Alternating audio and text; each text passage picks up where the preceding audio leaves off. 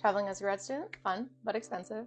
Even with a smaller funding budget this year, here are the hacks I actually used to make it to conferences without breaking the bank. Let's go. Okay, first of all, plan ahead.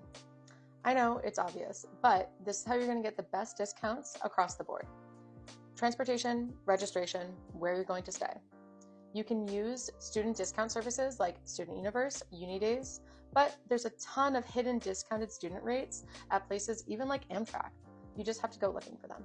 All right, but let's be honest, most of the time we're taking flights to conferences. So for flights, I use Skyscanner or Google Flights in order to be able to compare prices across airlines and also check which are the best dates to be flying in and out. Sometimes by changing the date even by one day, you can save over $100 on your flight. So it's definitely worth it in the long run because those add up. All right, that brings us to hotels. These are probably the trickiest part and what priced me out of most conferences. So what I typically do is look at the hotel conference discount prices and then compare that to local Airbnbs and motels. Now, I recently went to a conference where I stayed at a motel for the first time. I was a little nervous, but it was super nice, super clean, and $55 a night compared to the $300 discount price that was the conference budget price. So I highly recommend at least giving it a look and seeing if that's right for you. Another way that you can do that is by talking to your peers and seeing if they're also going to the conference and seeing if they would split a hotel room or just share Ubers. Speaking of which, Ubers can add up really fast. A bus ride is going to be significantly less than a $25 or even $40 Uber.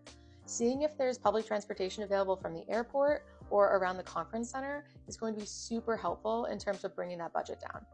Even finding out if there are scooters or e-bikes in the area could be a great way of getting some exercise or seeing the city in your off time. Finally, before you pay for anything, make sure to talk to your advisor or your department head so you can figure out the funding opportunities at your school. Most colleges and universities have funding for master's and doctoral students, especially if you're presenting at a conference, but also if you're just attending. So you want to make sure you see every opportunity available to you in order to get that reimbursement.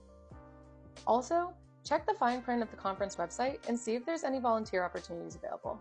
Sometimes they'll cover the cost of the whole conference or a day, and then you can also see if they have a free meal or a free event that you can attend in exchange for volunteering. Grad student budgets are so real, but they shouldn't stop you from traveling, especially to conferences. So plan ahead, pack light, travel with friends, and definitely use every student perk you can find. I hope this helps, and let me know if there's any other saving hacks that you would like me to cover. Bye!